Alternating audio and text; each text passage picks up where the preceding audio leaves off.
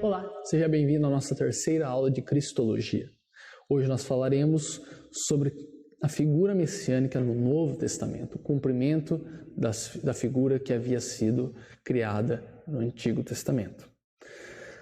Agora que nós temos já como pano de fundo as características principais do Messias reveladas no Antigo Testamento, agora no Novo nós vemos tais profecias sendo concretizadas em Jesus de Nazaré e novas perspectivas sendo trazidas sobre esta figura do Cristo, a respeito do Deus encarnado.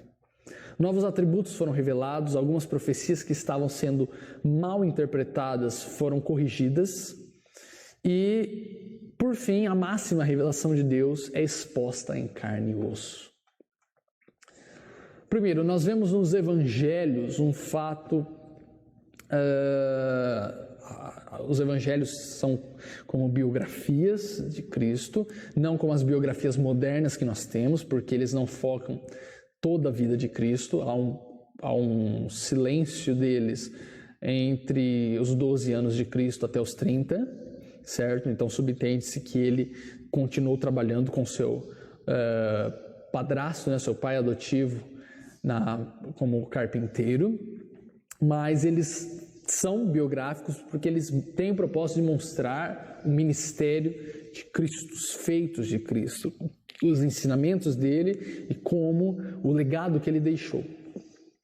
Um fato que demonstra a compreensão errônea que eu disse na aula passada, que os judeus tiveram sobre quem seria o Messias, é que Jesus ele não foi reconhecido como enviado de Deus por seus irmãos judeus. Como eu disse, João 1,11 diz, veio para o que era seu, mas os seus não o receberam. Então esse fato marca todo o ministério de 3 anos de Jesus na terra. Inclusive, os seus discípulos não compreendiam muitas das coisas que Cristo falava, sendo que apenas quando se deu a sua ressurreição e o Espírito Santo desce sobre a igreja, que eles entendem plenamente a messianidade, o ministério que Cristo exerceu, certo? Então, a questão da encarnação e a ressurreição podem ser considerados, em certo sentido, como temas irmãs, porque ambas elas abordam a questão especial divina de Jesus como sendo o Messias. Por isso que houve intencionalmente, da parte dos evangelistas, procurar esclarecer, principalmente fazendo referência ao Antigo Testamento, como Jesus era de fato o Messias esperado, profetizado sobre Israel, para que essas divergências fossem resolvidas e fosse mostrado que elas convergiam, na verdade, na figura de Cristo. E inclusive em textos que, como eu disse, não eram considerados como messiânicos, mas que acabam tendo esse significado após a vinda de Cristo. Então eles são muito enfáticos nessa questão de mostrar que em Cristo se cumpre a esperança messiânica.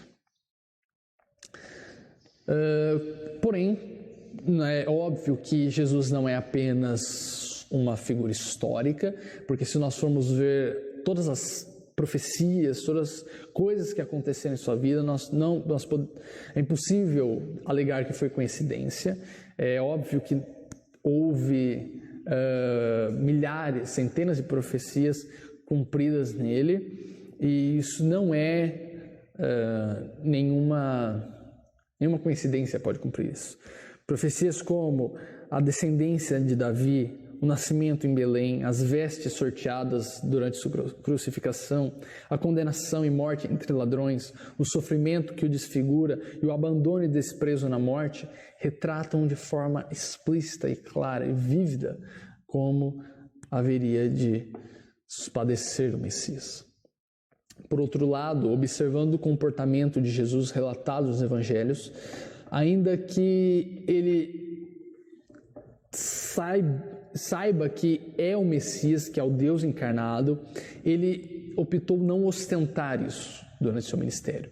Os milagres que ele fazia, ele pedia para as pessoas ficarem quietas, manterem segredo, deixar meio que disfarçado. Ele preferiu, na sua humildade, ser chamado como carpinteiro, como nazareno, como galileu, ou filho de José. E só apenas no final do seu ministério que ele assume mesmo a sua messianidade de forma clara, tá? Quando ele está sendo julgado no Sinédrio. É lógico que conforme o passar do tempo ele vai aos poucos afirmando que ele é o Messias, mas ele não torna isso explícito, porque ele quer, a princípio, focar na sua mensagem, focar nesse ministério que ele vem para restaurar aquilo que havia sido perdido. Então, por exemplo, a gente vê na passagem da mulher samaritana em João 4, que ele afirma a ela que ele era o Messias. A confissão de Pedro em Mateus 16, que ele afirma também que ele é o Messias. Então, mas como regra, ele prefere manter o silêncio disso. Ele prefere não deixar isso de forma clara. Na igreja primitiva, nós vemos que o livro de Atos nos mostra a sequência do Evangelho de Lucas, e então ele mostra como a igreja, o movimento da igreja, lidou com a figura de Cristo. É fundamental nós vermos que o que conecta o fim do Evangelho com o início do livro de Atos é a ressurreição de Jesus e os seus desdobramentos, a sua ascensão, suas últimas palavras, a grande comissão, por exemplo. Então, a ressurreição mostra de forma clara e plena a identidade completa de Jesus para a igreja, e então essa igreja, que a princípio é formada por judeus e depois por gentios, ela tem uma ideia mais sólida a respeito do ministério de Jesus. Nós vemos que, tanto nos discursos registrados como no método evangelístico, nós vemos que os apóstolos e a igreja, ela tinha por fim mostrar que Cristo era aquele esperado. Fazer como comprovação, como prova de que Cristo era o Messias, eles eloquentemente mostravam em toda a lei, em todos os profetas, em todo o Antigo Testamento, que Cristo estava sendo apontado lá e que havia sido cumprido. Tudo que estava sendo profetizado havia sido cumprido no Senhor Jesus. Esse foi o método deles, mostrar as profecias sendo cumpridas como prova da messianidade de Cristo. É lógico que cada sermão, dependendo para o público, era adaptado à forma de se provar. Por exemplo, para judeus era-se usado muito as profecias, mas para os gentios era-se usado mais a questão lógica a respeito da ressurreição e a respeito de outras evidências que Cristo havia deixado, mas todas as pregações e discursos focavam em que Jesus de Nazaré é o Filho de Deus, o Messias prometido, que morreu e ressuscitou e assim oferece perdão dos pecados e salvação a todos os que nele creem. Essa é a mensagem central. Nós vemos também a compreensão apostólica dessa messianidade. Quase todas as epístolas do Novo Testamento traz a expressão Senhor Jesus Cristo. O que nos chama a atenção é esse vínculo tão próximo do nome de Jesus ao termo Cristo, tanto que hoje nós temos já como sendo o nome de Jesus, o termo Cristo, que nós falamos na primeira aula, que não é um nome próprio, mas sim um título.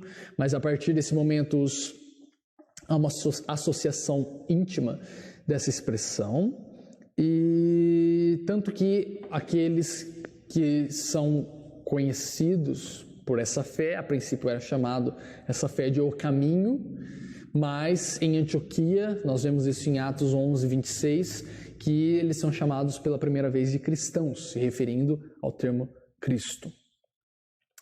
Embora há um maior desenvolvimento de interpretação como Messias sendo encontrado nos evangelhos e na vivência da igreja primitiva, o ápice dessa compreensão é alcançado no livro de Apocalipse. É nesse livro que o apóstolo João retrata Jesus de maneira mais clara em sua condição divina. O livro procura apresentar visões simbólicas a respeito de Jesus como sendo o Messias glorificado, e a figura dominante é a do Cristo vitorioso, que governa todas as coisas e controla a história, inclusive quanto que a sua igreja deve sofrer pelo seu nome. Mas a questão que mais chama atenção é o símbolo que é retratado a respeito de Jesus, como os dois animais simbolizados como Cristo. Nós vemos que no capítulo 5 de Apocalipse, que retrata a questão de um rolo que está selado com 7 selos e que ninguém pode abrir esses selos, e João chora muito porque não há ninguém na terra e nem no céu que seja digno, mas aparece o leão da tribo de Judá. O ancião fala: eis, veja, o leão foi achado digno. Só que quando João olha, ele vê no trono um cordeiro, como que tinha sido morto, mas revive. Então há essa dupla, digamos assim, esse duplo simbolismo sobre a figura messiânica. Ao mesmo tempo que ele é o leão, há também o contraste que ele é o cordeiro. O leão exaltado, o leão soberano, ainda assim a humildade do cordeiro, a humilhação. E nós vemos isso, a questão do contraste que é sempre mostrado na Bíblia entre a humilhação ou a glória em meio à humilhação, a exaltação em meio aos sofrimentos e a sua humilhação. Tá? Jesus, ele cumpre ambas as figuras. Ele é o leão de Judá, o novo rei de Israel, e é também um cordeiro que foi morto em favor do seu povo. Isso nos dá uma indicação quanto à complexidade do caráter e dignidade que há na figura messiânica. Por fim, nós vemos que o Novo Testamento também enfatiza que Cristo é a máxima revelação de Deus, é a palavra de Deus final e é a exata expressão do seu ser.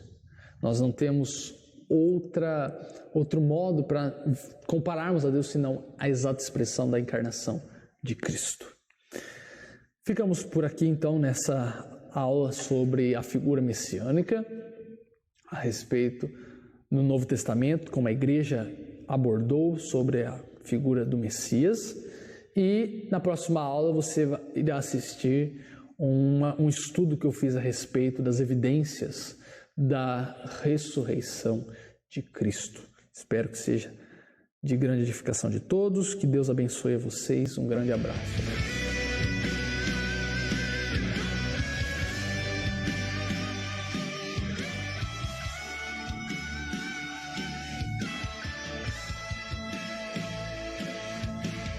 Paz, igreja.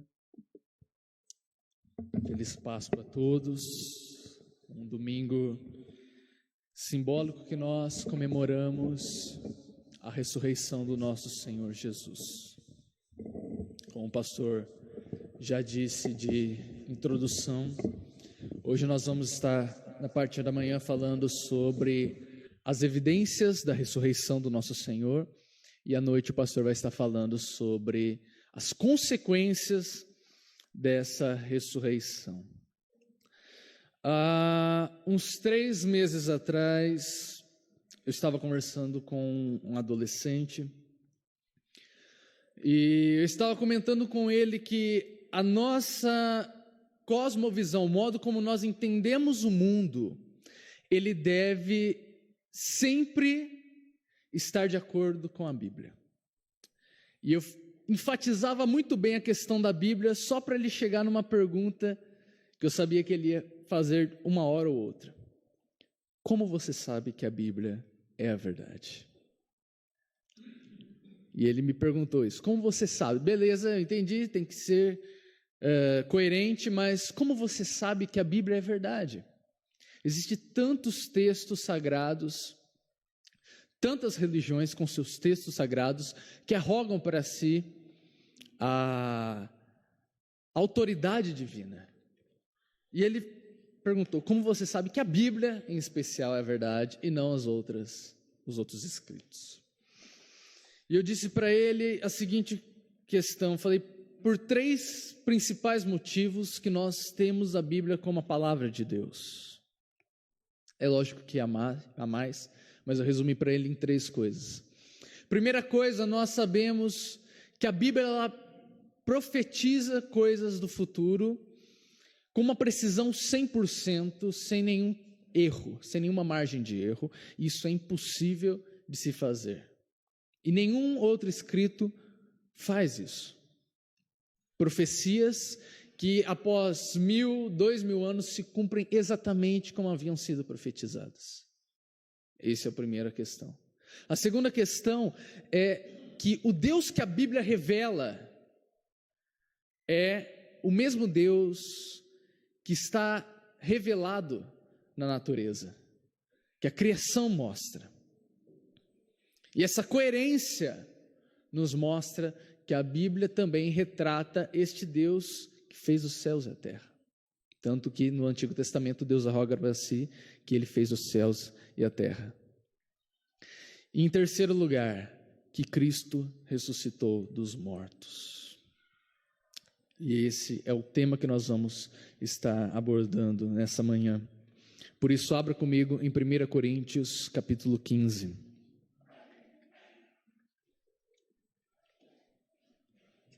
Vamos estar falando mais a respeito sobre como sabemos que Cristo ressuscitou dos mortos.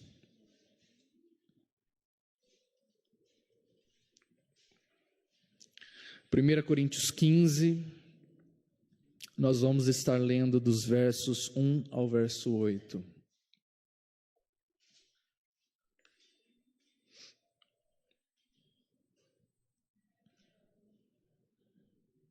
Todos encontraram? Diz assim a palavra de Deus: também vos notifico, irmãos, o evangelho que já vos tenho anunciado, o qual também recebestes e no qual também permaneceis, pelo qual também sois salvos, se o retiverdes, tal como vou-lo tenho anunciado, se não é que crerdes em vão.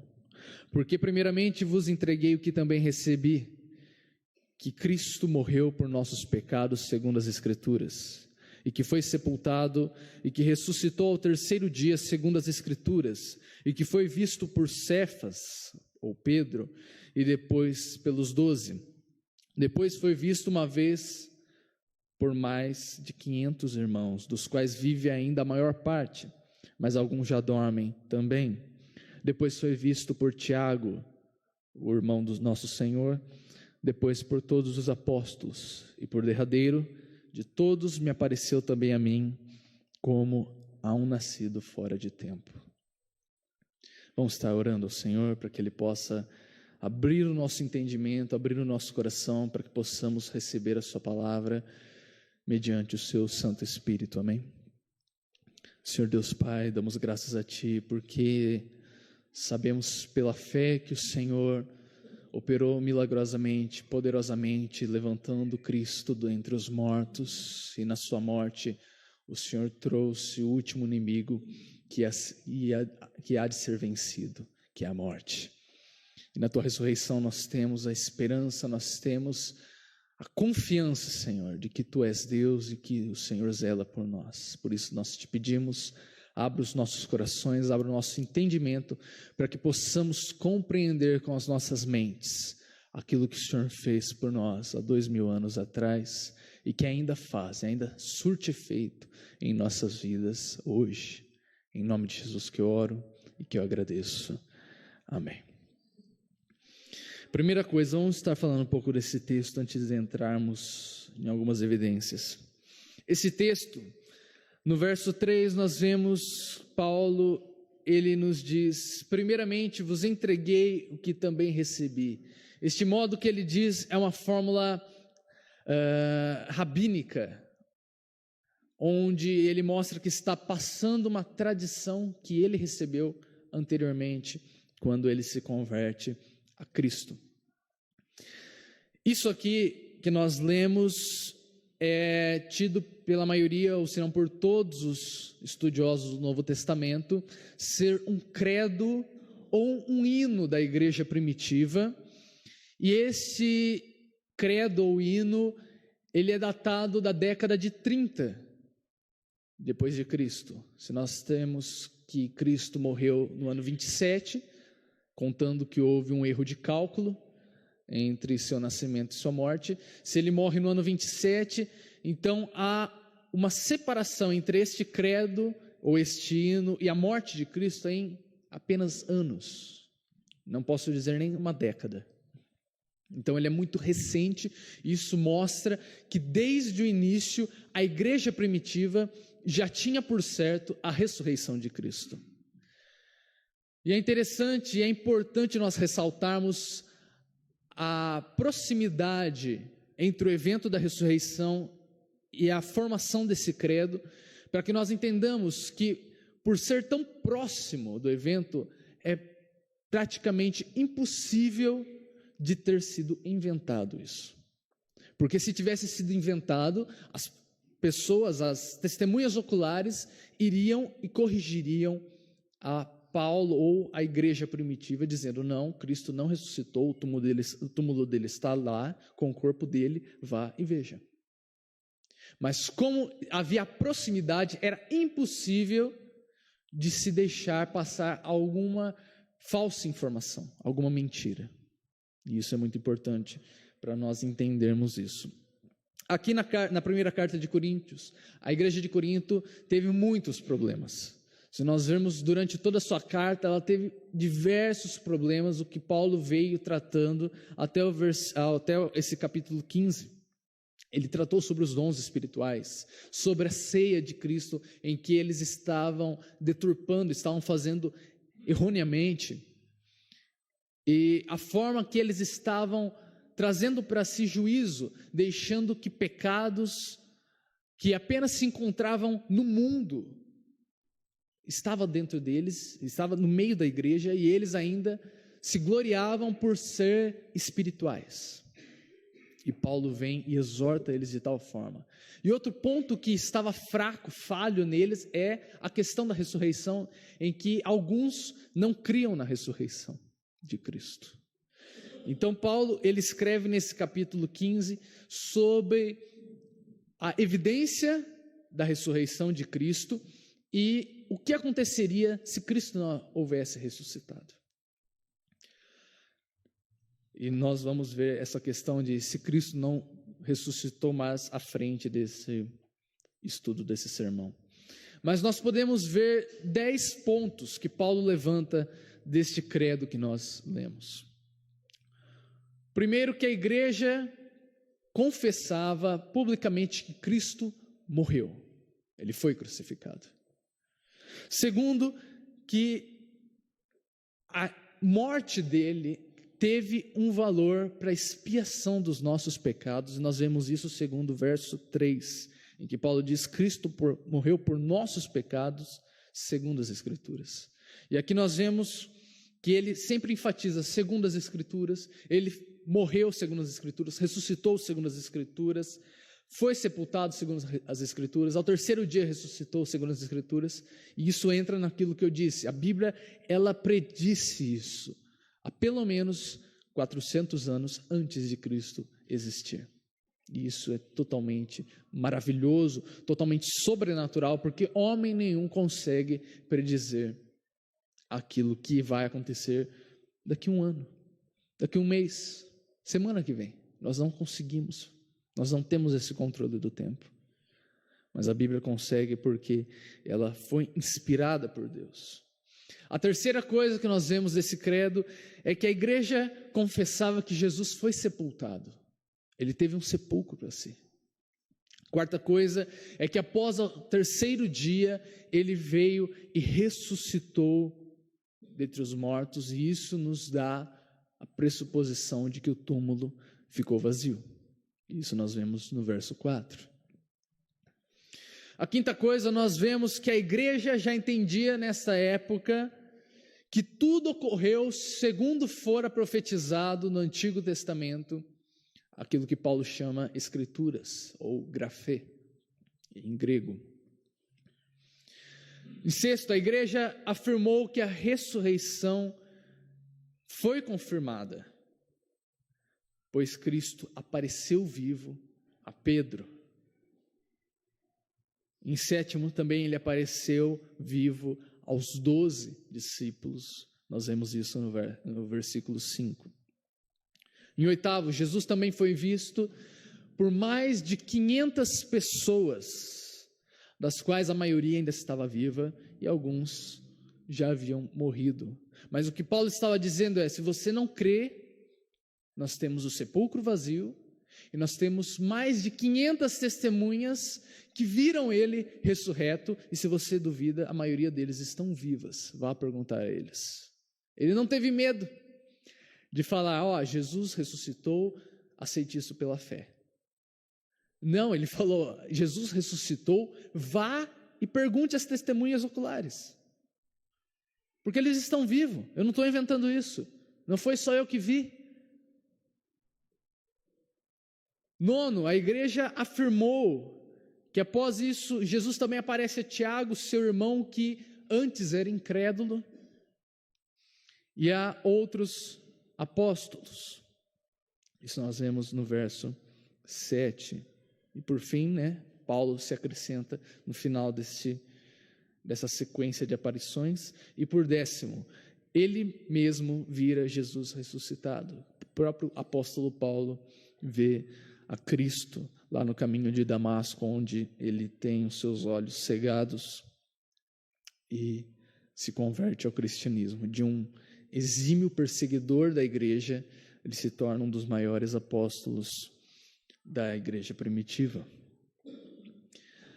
A questão é que nós temos 10 afirmações quanto à realidade da ressurreição do nosso Senhor, e a maioria delas apontam para testemunhas oculares como prova da ressurreição de Cristo, que estavam ainda vivas quando fora feito este credo, e estavam vivas quando Paulo transcreve esse credo na sua carta aos Coríntios. É muito interessante isso. Então nós vamos agora ver algumas evidências empíricas que nós temos, evidências que nós sabemos que qualquer crítico, seja ateu, seja cristão, ele tem que aceitar, porque são fatos e não são credos. Você não precisa aceitar isso por fé, isso é por lógica. Tanto que alguns rabinos judeus, através desses argumentos, estão se convertendo a Cristo.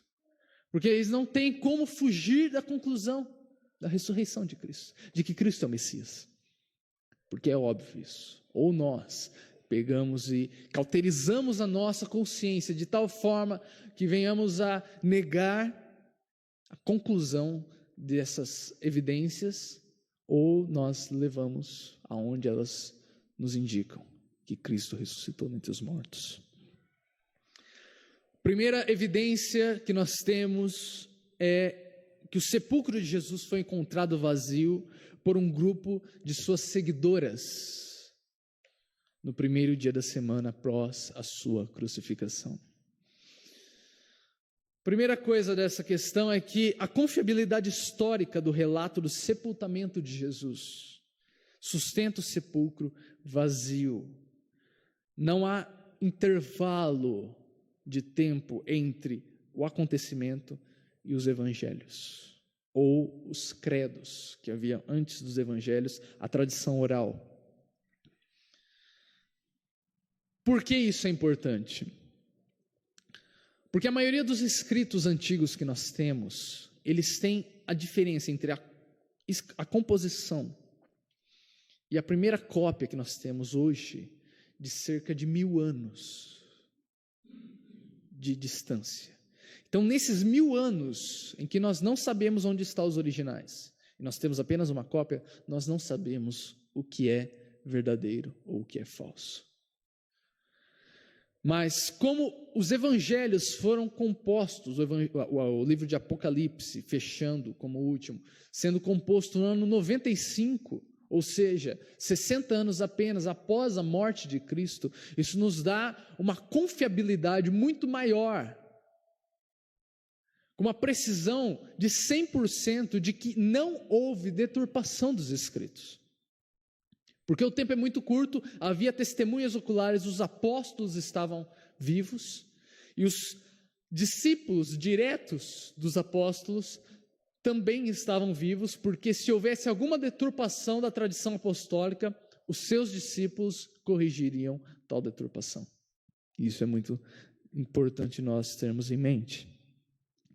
O segundo fato é que o relato do sepulcro vazio está registrado de forma independente em fontes muito antigas, como eu disse, os evangelhos e nos credos. Por exemplo, também nós vemos o credo de Filipenses 2, que conta o esvaziamento de Cristo, e esse também é um credo mais antigo do que a própria carta de Filipenses. Quando nós vemos os relatos dos evangelhos, nós vemos que eles não copiam palavra por palavra um do outro. Tanto que foi passado pelo crivo de advogados e juízes para ver se o testemunho deles seria tido como verdadeiro ou seria uma combinação em que eles haviam feito um acordo para falar a mesma coisa, para dar a mesma exposição da mesma mentira. E foi mostrado que os evangelhos, eles discordam entre si de tal forma que mostram que são testemunhas independentes, mas eles concordam entre si, mostrando que o que eles dizem não é mentira, mas é um fato. Nós vemos, por exemplo, um evangelho em que o evangelista diz que há um anjo no sepulcro. Outro evangelista diz que há 2. Isso não é uma contradição, tá? Muitos querem levar isso como sendo uma contradição, mas isso não é uma contradição, porque onde há 2 há 1. E dependendo do modo, do foco em que o evangelista quer trazer para nós o relato, ele tem essa liberdade de estar mostrando. Ele não disse que havia apenas um anjo, mas ele disse que havia um anjo. E onde há 2, há 1 por lógica. Então nós vemos que há discordância, de fato, que eles não combinaram para apresentar o mesmo testemunho, mas há uma concordância mostrando de que eles dizem sobre o mesmo evento e não inventaram. Isso é muito importante também estarmos entendendo, para que não caiamos na mentira que muitos querem dizer que foi combinado o testemunho deles. E por último, sobre o sepulcro vazio, nós vemos, por exemplo, o relato de Marcos, no capítulo 16, ele é muito singelo, ele é simples. E se ele fosse criado, ele teria invenções mirabolantes. Mas ele é muito simples, ele fala, Jesus ressuscitou, pronto. Ele não fala, e Jesus apareceu com a chama de fogo e tal, como nos escritos gnósticos que vieram no século II. Ele é simples, ele é singelo, ele mostra a sua mensagem e pronto. Jesus ressuscitou, pronto. Para vocês entenderem a diferença, eu vou estar lendo para vocês um trecho de um evangelho gnóstico. Ele não é verdadeiro, ele foi criado para sustentar a visão daquela heresia que era o gnosticismo, que afirmava que Cristo não veio em carne, que ele era apenas uma aparência de homem, mas ele não veio como homem porque, segundo eles, a matéria é má. E o evangelho, teoricamente, segundo Pedro, que não é o apóstolo Pedro, foi escrito por um gnóstico, ele faz um suposto relato da ressurreição de Cristo. E eu vou ler aqui, vocês tirem a conclusão por si mesmos.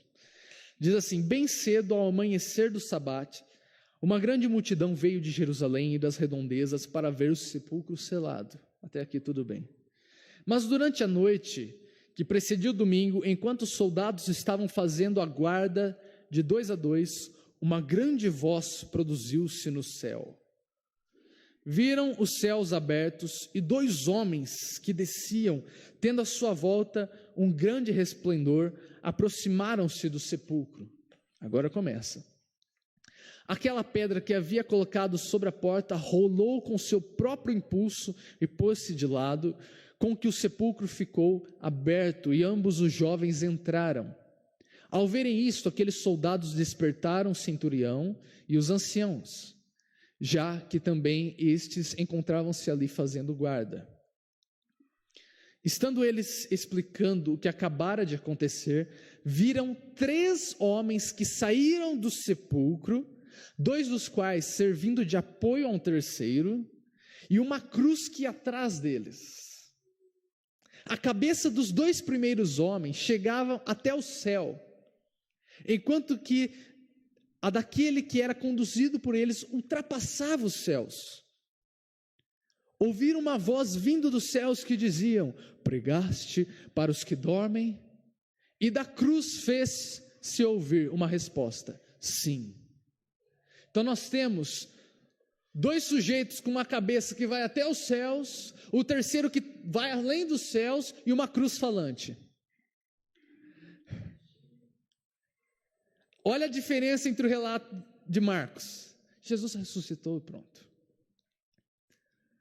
Então você vê quando uma pessoa quer falsificar algo, ela borda nas coisas, ela faz os detalhes mirabolantes que você não crê, nem por fé você consegue crer nisso.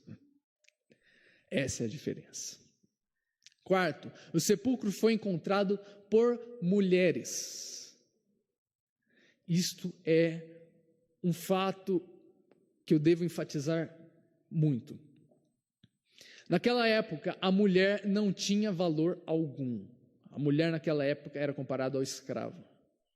Para você ter ideia, a mulher, num tribunal, ela não poderia servir de testemunha porque a palavra dela não valia nada. Se os evangelistas quisessem falsificar um relato de ressurreição, vocês acham que eles iam colocar mulheres para testemunhar, como primeiras testemunhas naquela época, que não valiam nada o testemunho delas? Eles colocariam pessoas do Sinédrio, Nicodemos, colocariam pessoas importantes, os apóstolos. E outra questão, o evangelho mostra os apóstolos como fracos, medrosos, após a morte de Cristo. Se fosse uma invenção, eles teriam passado a imagem dos apóstolos super-heróis, os super-crentes, que não deixariam sua fé ser abalada por nada. Mas não é assim que a Bíblia nos mostra. Então isso é mais um indício de que não foi necessário, eles não quiseram falsificar os relatos.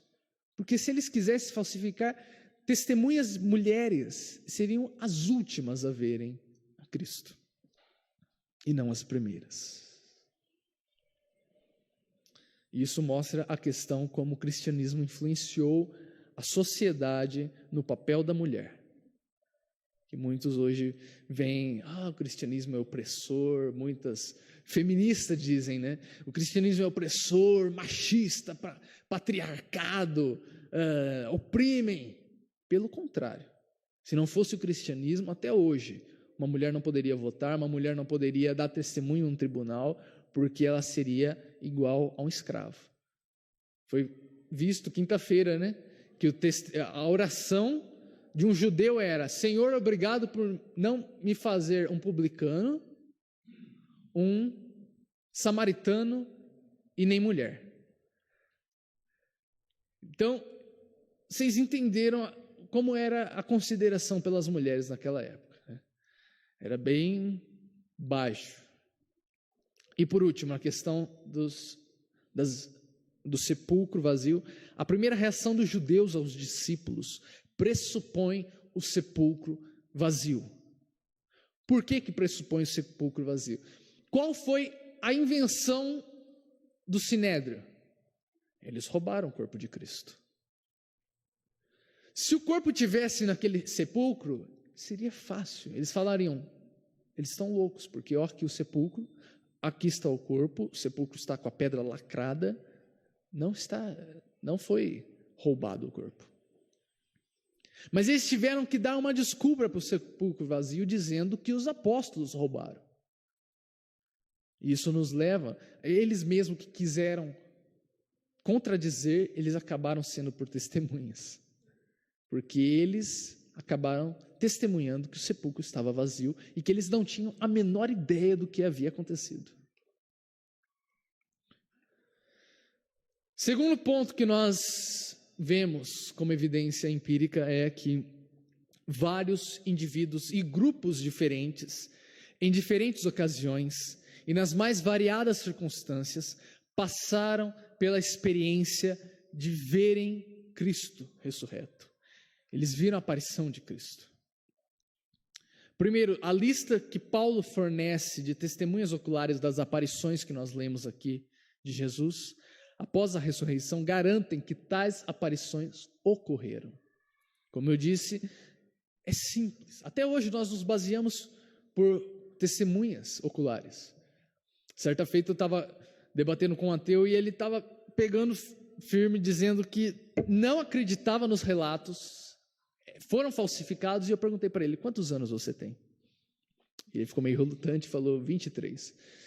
Eu falei, como você sabe isso?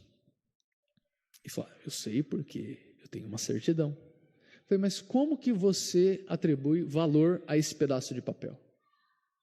Por testemunha, certo? Seu pai, sua mãe, o cara que fez o registro, você crê nisso por causa das testemunhas que estavam lá para dar apoio a essa informação. É por isso que eu creio na Bíblia, por causa das testemunhas oculares. Ele já falou, não, é diferente porque tem implicações religiosas e você não quer aceitar.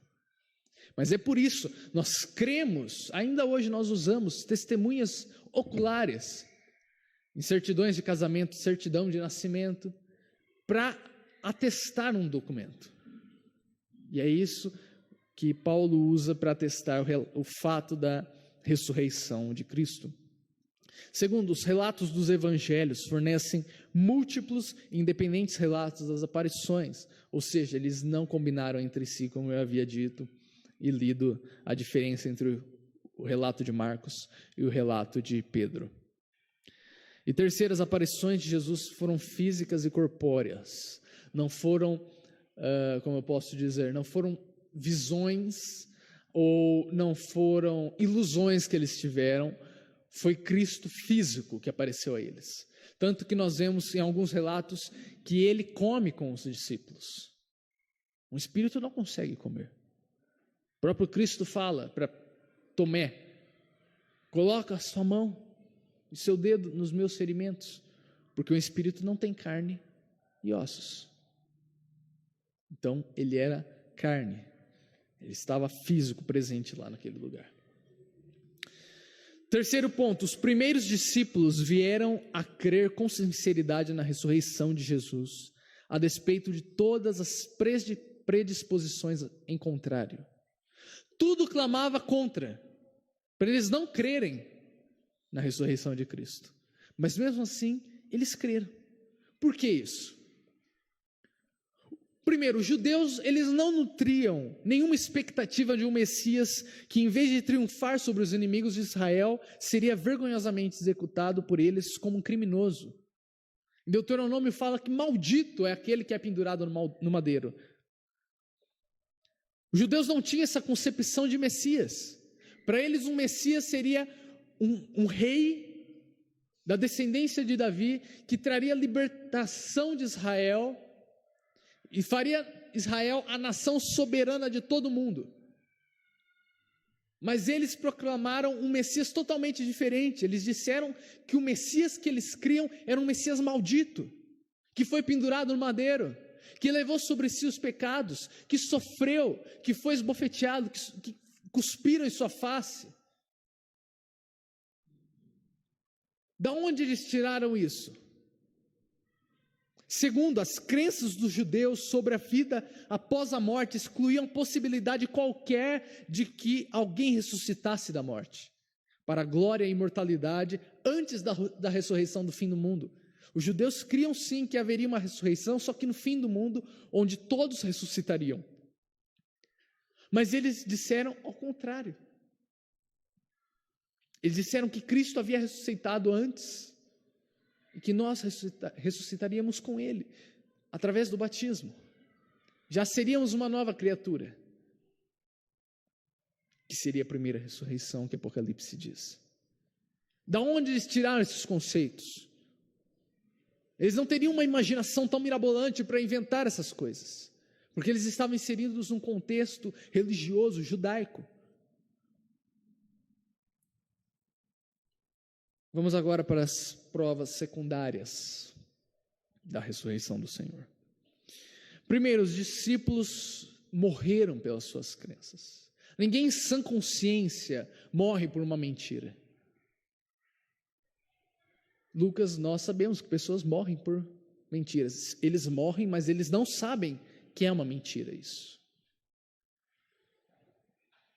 Eles poderiam ter morrido crendo nessa mentira, mas não sabendo deliberadamente que era uma mentira e morrer por isso. Ninguém faz isso. Não ocorre isso. Vamos ver como foi o martírio de cada apóstolo, para termos a noção de que eles não estavam brincando, eles não estavam inventando historinhas, eles não queriam fama para si, eles não ganharam nada com isso, com o testemunho que eles deram, mas mesmo assim eles seguiram até o fim, mantendo o seu testemunho. André, após a morte e ressurreição de Jesus, foi pregar o evangelho na região do Mar Negro, hoje parte da Rússia. Depois, segundo a tradição, ele pregou na Grécia, em Acaia, onde foi martirizado numa cruz em forma de X. Daí esse instrumento de tortura ter ficado conhecido como a cruz de Santo André. Bartolomeu, ele pregou inicialmente na Arábia e depois na Etiópia, e por fim, ao lado de Tomé, atuou como missionário na Índia, onde foi martirizado. Filipe atribuiu-se a este apóstolo a função da igreja de Bizâncio, cidade mais tarde conhecida como Constantinopla. Posteriormente pregou o evangelho na Ásia Menor, na região de Herápolis, onde se convertera a mulher do cônsul romano da sua pregação. A mulher do cônsul se converteu e por isso o cônsul furioso mandou prender Filipe e matá-lo de forma cruel. No lugar de Judas Iscariotes, nós sabemos que em Atos 1 foi escolhido Matias. Matias também não escapou do martírio. A tradição e a história da igreja nos diz que Matias se tornou missionário na Síria, onde acabou sendo queimado numa fogueira por causa do evangelho. Judas Tadeu, segundo a tradição, pregou na Pérsia, onde foi martirizado. Mateus desenvolveu grande parte do seu ministério pastoreando a igreja de Antioquia, onde também escreveu o seu evangelho, que leva o seu nome, e dirigiu-se posteriormente para a Etiópia, onde veio a ser martirizado por causa da sua pregação. Pedro, depois de exercer uma importante liderança na igreja de Jerusalém, este apóstolo transferiu-se para a cidade de Roma, capital do império, e no ano 67, durante a perseguição imposta por Nero, Pedro foi preso e condenado a morrer crucificado. Os relatos dizem que quando ele foi a ser crucificado, ele disse que ele não era digno de morrer como seu mestre e pediu para ser crucificado de ponta cabeça. Paulo também não escapou. Ele foi considerado, como ele mesmo diz, onde lemos, um apóstolo nascido fora de tempo. Ele torna-se o grande líder da igreja para os gentios e propagador da mensagem da cruz. Uma carta de Clemente de Roma, no 2º século, testifica o que ocorreu com o apóstolo. Diz assim: Paulo esteve preso por 7 vezes, antes. Paulo sofreu diversas perseguições, diversas violências contra a sua vida. Ele foi, por exemplo, preso 7 vezes, foi chicoteado, apedrejado, pregou tanto no Oriente quanto no Ocidente, deixando para trás de si a gloriosa fama de sua fé, que era o farisaísmo, e assim tendo ensinado justiça no mundo inteiro e tendo para este fim viajado até os mais longínquos fins do Ocidente, sofreu por fim o martírio por ordem dos governadores e partiu deste mundo para ocupar o seu santo lugar. Diz assim que no ano 67, quando na perseguição movida por Nero, a mesma que Pedro foi vítima, Paulo foi preso e levado a Roma, onde recebera martírio.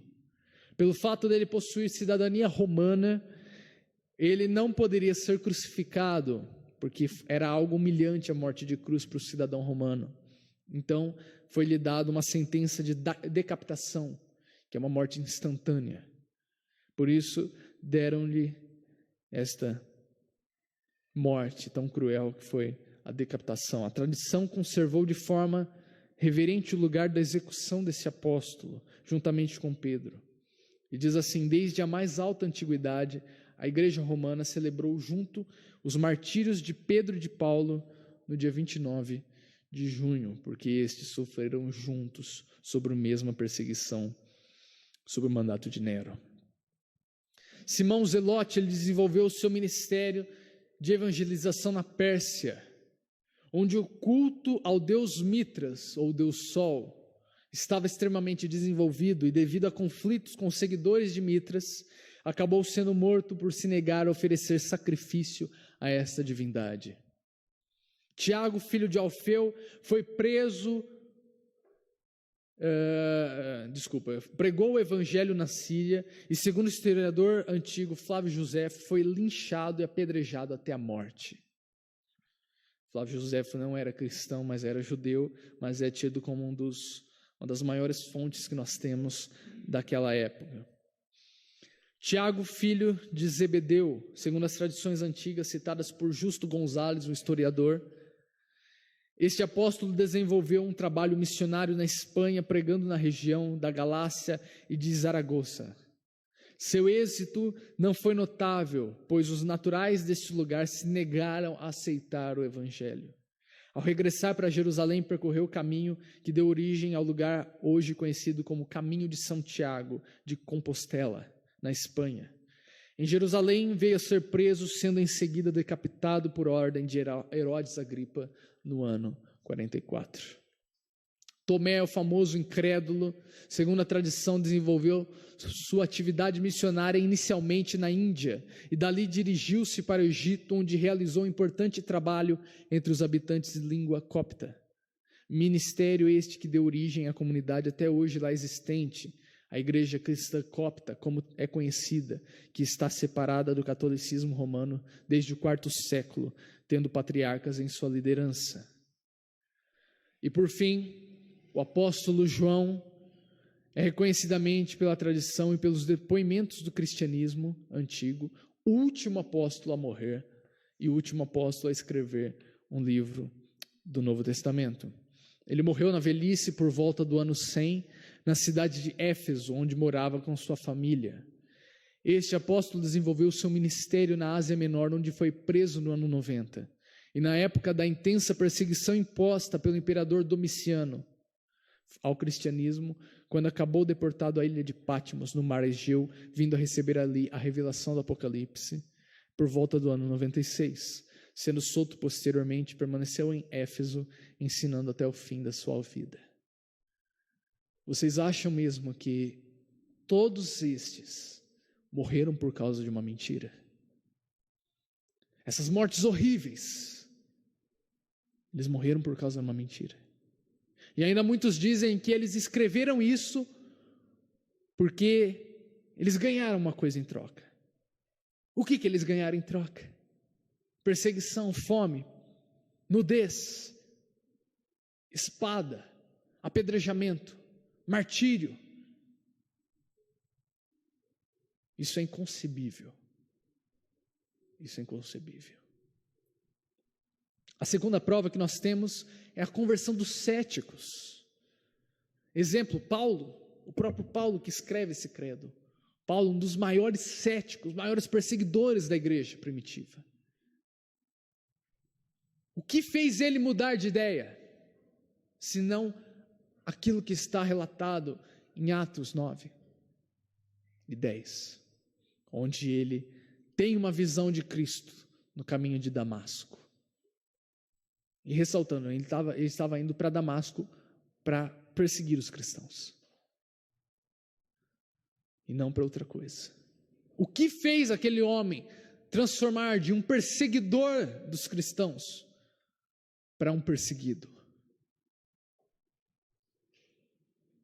O que pode justificar, senão a visão do Cristo ressurreto? Outra pessoa, Tiago, irmão de Jesus. Os evangelhos nos mostram que os irmãos de Jesus não criam nele. Eles não aceitavam Jesus como Messias.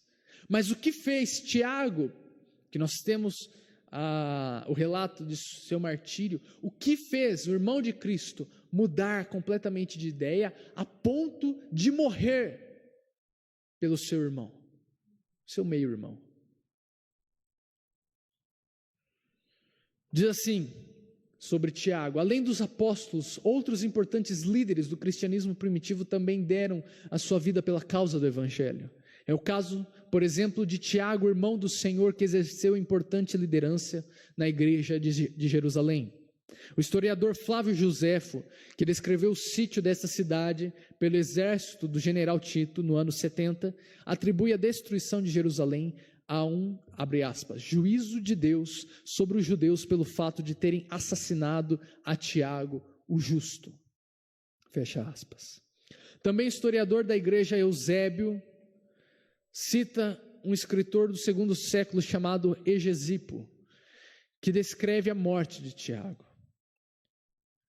Afirma este autor que tinha se levantado um conflito entre os judeus convertidos e os descrentes a respeito de Jesus ser ou não o Messias, e pediram a Tiago para que resolvesse a questão.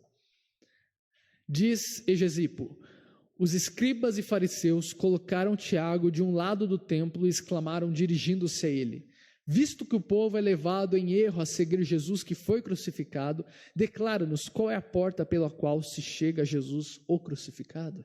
Fecha aspas. Ao que ele respondeu em alta voz: o Filho do Homem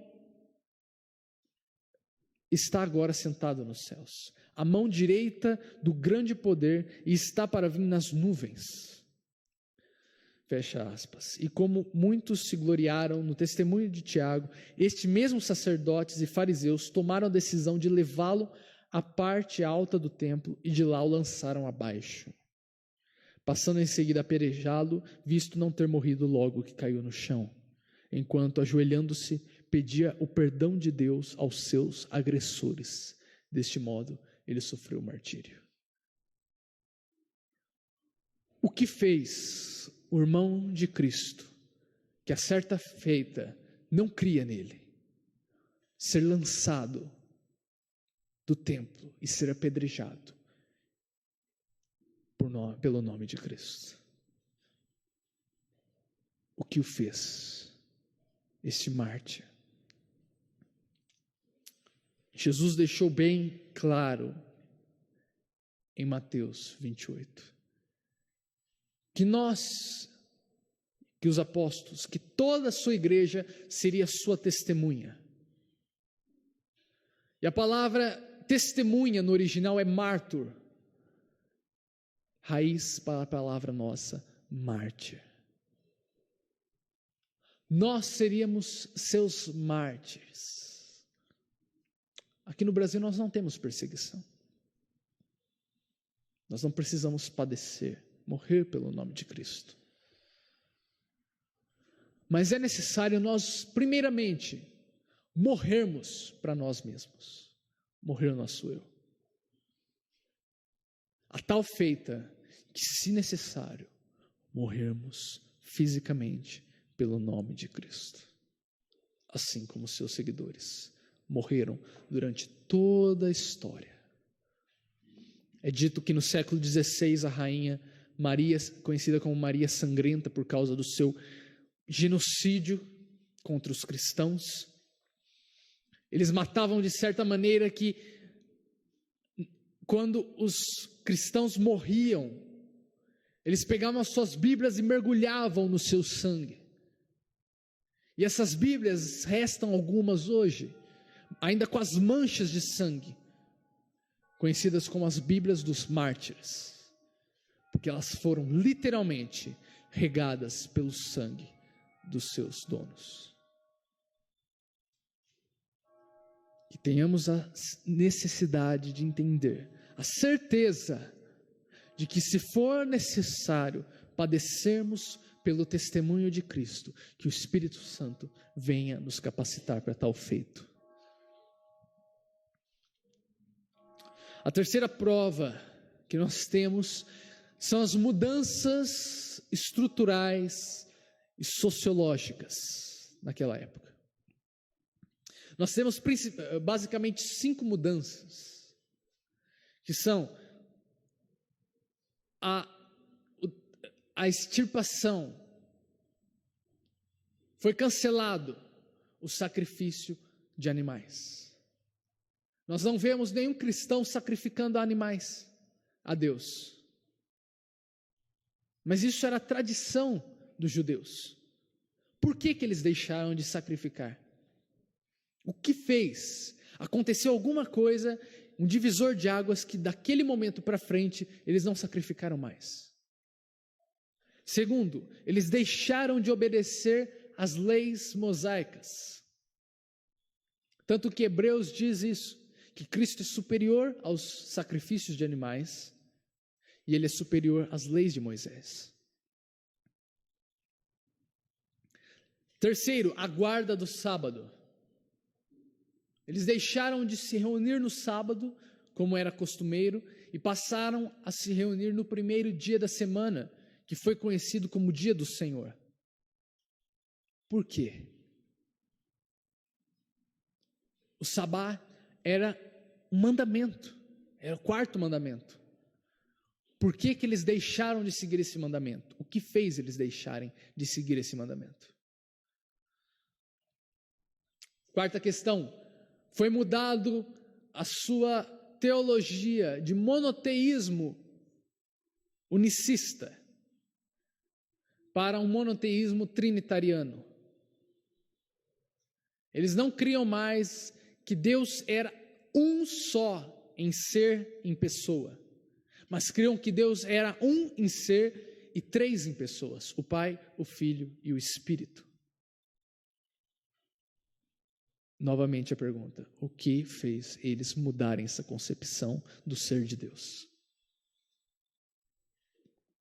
E por último, e como eu havia já dito, foi mudado a visão de Messias deles. De Messias como um rei, vencedor e soberano, para um servo sofredor que levou sobre si as nossas enfermidades e as nossas dores. O que fez eles mudarem? Como é possível mudanças tão dramáticas num espaço de tempo tão curto? Porque são dramáticos. Principalmente na época de Jesus, em que era contado os passos que você podia dar no sábado. Se você desse mais do que esses passos, você poderia até morrer. Tanto que nós vemos nos evangelhos que Cristo estava com seus discípulos colhendo espigas, e ele é totalmente taxado. Cristo, ele é taxado até por curar no sábado. E como que foi tão drástica essa mudança num período tão curto de tempo? Roma, ele não conseguiu durante séculos tirar essa tradição deles. E em uma década foi mudado isso. Quarta prova é o que nós iremos fazer logo mais: a ceia do Senhor. Qual é o símbolo da ceia? O pão representa o corpo e o sangue, e o suco ou vinho o sangue. Por que nós lembramos da morte de Cristo com alegria? Porque Ele ressuscitou. Não teria lógica nós fazermos memória do corpo e do sangue de Cristo se Ele não tivesse ressuscitado.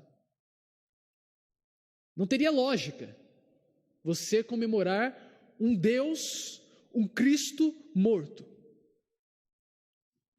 E a outra questão é o batismo, que representa a nossa morte para o mundo e o nosso novo nascimento. É um testemunho ao mundo.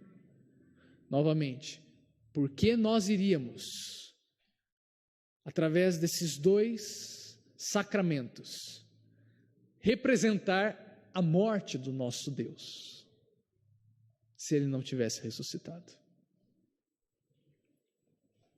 Por último, o surgimento da igreja. O que fez na década de 30 depois de Cristo haver a explosão do evangelho, tanto para gentios quanto para judeus? O que fez 12 seguidores medrosos, trancados, com medo de serem martirizados como seu mestre, estarem 40 dias depois pregando, e nessa primeira pregação 3.000 almas se converterem, e logo após mais 5.000 almas, e a cada dia ser convertido novas pessoas? O que fez essa explosão do evangelho? Essa conversão em massa, esse avivamento tremendo, o que causou isso a não ser a ressurreição de Cristo e o derramamento do Espírito Santo?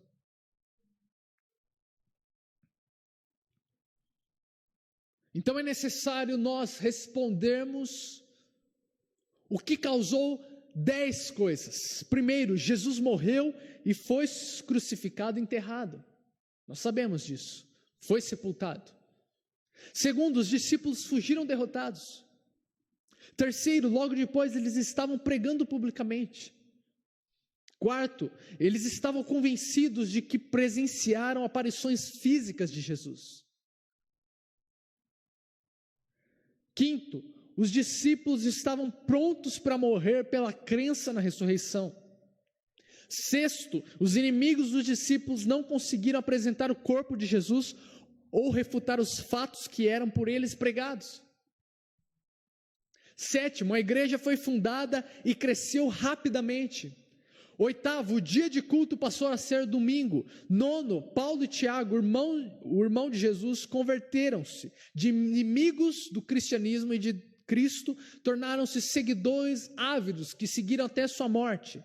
E tudo isso aponta para o fato principal: o túmulo de Jesus estava vazio. O que nós podemos explicar com isso? Além da ressurreição, nós temos, como o pastor adiantou aqui, basicamente 3 teorias que tentam justificar esses 10 fatos. A primeira é o que está retratado na Bíblia, que é o roubo do corpo de Cristo. Que eles roubaram o corpo, esconderam e inventaram isso. E como eu já disse, é totalmente ilógico isso. Porque eles não morreriam sabendo da verdade. Nós temos uma consciência. A nossa consciência tem uma lei de certo e errado. Embora seja deturpada pela nossa depravação, nós sabemos. Até um assassino sabe, até Hitler sabia do que era certo e errado. Exemplo disso, ele não considerava os judeus como seres humanos. Porque ele sabia que era errado matar seres humanos. Então, ele se auto-enganava, dizendo que judeus não são humanos. A segunda teoria que tenta explicar isso é o desmaio, no qual parcialmente os muçulmanos usam e alguns críticos também usam, que falam que Cristo ele não morreu na cruz, ele desmaiou. E os soldados tadinhos, eles eram sem prática, sabe, na crucificação. Então eles não souberam distinguir o que é um desmaio e o que é uma morte. E Jesus acabou sendo sepultado, e depois do terceiro dia ele recobrou as forças, aquele ar gelado do sepulcro fez ele ganhar forças, e depois ele apareceu, mas ele não tinha morrido, ele apenas recobrou as forças. Primeiro, ele não foi apenas morto na cruz. Se ele não tivesse morrido por crucificação, a lança do soldado teria matado ele, que acertou o seu pericárdio, que é uma bolsa de água em volta do coração. Por isso que saiu sangue e água dele. Só a lança teria matado ele. Segundo, como que uma pessoa que apanhou, que foi crucificada durante 6 horas, consegue depois de 3 dias, sobre um ar gelado de um sepulcro, sair revigorada? Pelo contrário, ele teria pego uma pneumonia e teria morrido naquele sepulcro. Ou, na melhor das hipóteses, ele teria aparecido totalmente acabado para os discípulos. Eles teriam, em vez de adorado, teria levado ele para um hospital, porque ele estaria totalmente desfigurado. Isso não tem a menor lógica. E por último, eles dizem que foi uma ilusão em massa. Essas 500 pessoas tiveram a mesma visão, a mesma miragem de Cristo, simultaneamente. Por isso que eles viram Cristo ressurreto. Primeiro, essa teoria ela não explica o sepulcro vazio. Se eles tivessem visto, beleza, mas o corpo estaria lá. Segundo, nunca houve esse tipo de miragem, vamos dizer assim, em coletivo. Não, é impossível você ter a mesma visão que mais 500 pessoas estão vendo ao mesmo tempo. Não existe isso. Psicólogos afirmam que isso é totalmente improvável e impossível. O mais sábio a se fazer é concluirmos que Cristo ressuscitou dentre os mortos. Embora à noite nós iremos falar mais, o pastor vai falar mais a fundo sobre o significado, quero tratar com vocês de 3 principais consequências e significâncias que a ressurreição de Cristo trouxe. Primeiro, quando o Deus Pai, Cristo, se retoma a sua vida de volta e o Espírito Santo traz ele a ressurreição, ou seja, a Trindade participa da ressurreição de Cristo, Deus mostra que aceitou o seu sacrifício único e que não é mais necessário que nós venhamos a sacrificar ou tentar pagar, porque já foi pago e Deus aceitou. Porque se Cristo não houvesse ressuscitado, nós teríamos no máximo uma dúvida pertinente de que se Deus havia mesmo aceitado o sacrifício de Cristo. E necessitaríamos continuarmos os sacrifícios de animais para precaver. Mas Deus ressuscitou, mostrando que Ele aceitou o sacrifício de Cristo, puro, perfeito, imaculado. Segundo, que Deus, assim como Ele aceitou o sacrifício de Cristo, Ele não verá mais os nossos pecados. Mas a justiça de Cristo é imputada a nós. E nós nos tornamos justos pela justiça dele. E não há mais condenação para nós. Em terceiro, assim como ele ressuscitou, nós também seremos ressuscitados no último dia. Essa é a nossa esperança. Cristo é a nossa esperança. A ressurreição é a nossa esperança de que haveremos de ressuscitar para uma eternidade que não mais será corruptível, em que teremos um corpo assim como o de Cristo que ressuscitou, incorruptível. E nossa aplicação é: Ele ainda está vivo. E você pode descobrir isso relacionando-se com Ele.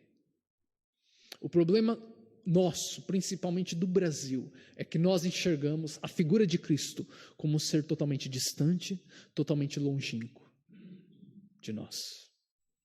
Por isso que muitos criam para ser mediadores, santos, amuletos, para tentar mediar o nosso relacionamento com Deus, porque não sentimos Cristo tão próximo de nós. Mas devemos entender que Cristo, Ele se fez homem, assim como nós, e padeceu, e sofreu todo tipo de tentação, assim como nós. Por isso Ele sabe todas as nossas lutas, todas as nossas tentações, todas as nossas dificuldades, de uma forma acima de nós. Porque nós podemos cair em tentação, Ele não. E quando nós caímos em tentação, a tentação cessa. Mas quando Ele resiste à tentação, Ele é tentado ainda mais. Por isso, Ele se compadece de nós. E nós não devemos criar uma imagem ou de um Cristo crucificado, morto, que perdeu a guerra. Ou de um Deus totalmente transcendente que não tem nenhuma parte conosco. Mas devemos entender que o Deus se fez homem e morreu por nós, e sofre conosco, está conosco por onde nós passemos, até no vale da sombra da morte.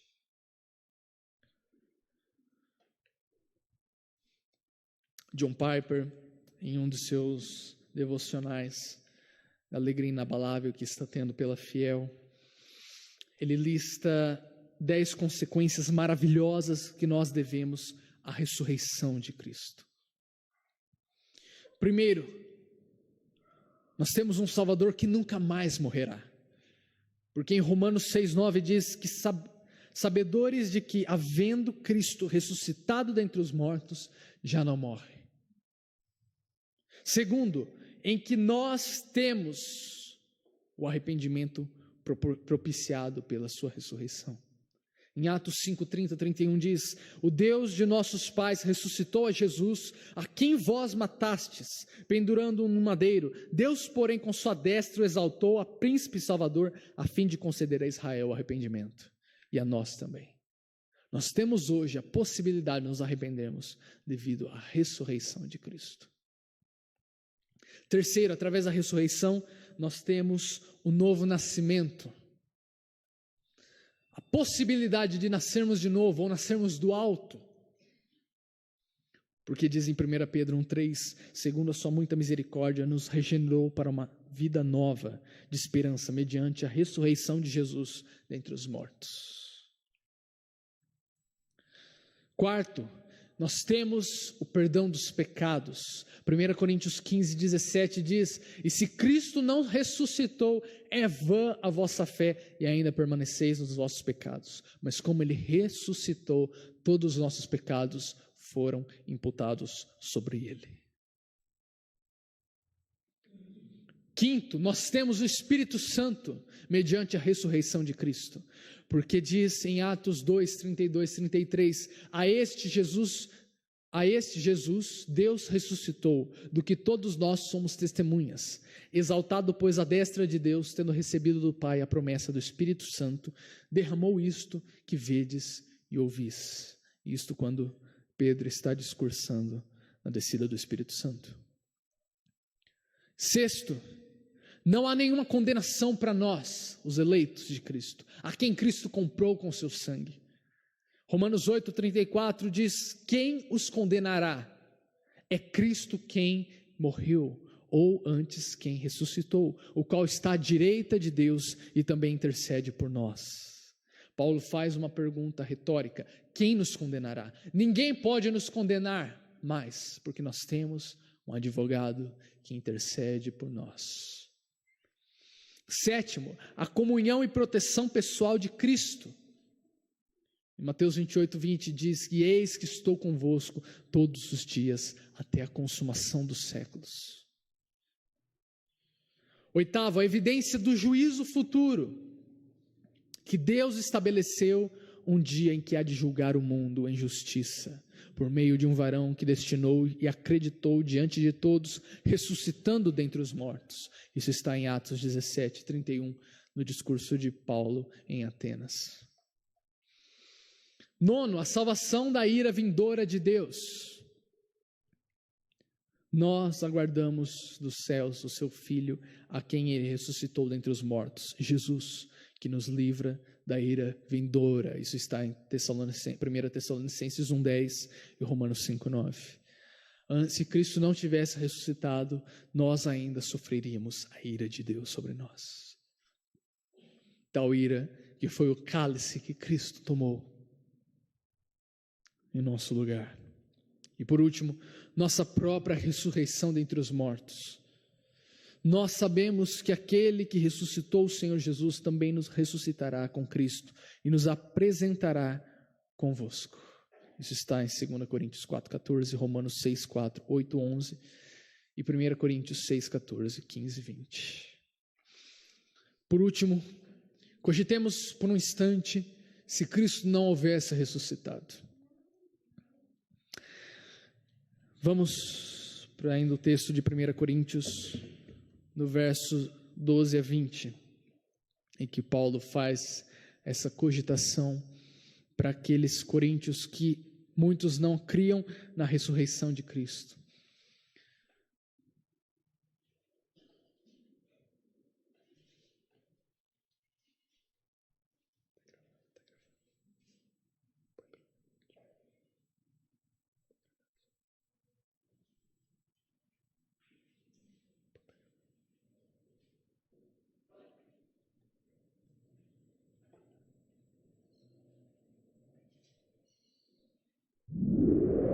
Você está ouvindo Web Rádio Servindo com Amor. 24 horas com você.